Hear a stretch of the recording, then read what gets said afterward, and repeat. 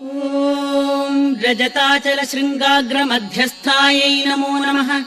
हिमाचल महावंश पावनायै नमो नमः।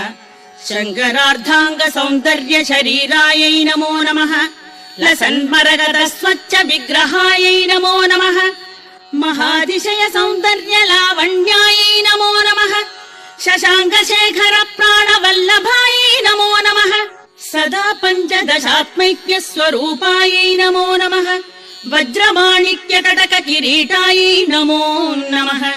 कस्तूरी तिलकोद्भासि निटिलायै नमो नमः। भस्मरेखाङ्गितलसन्मस्तकायै नमो नमः।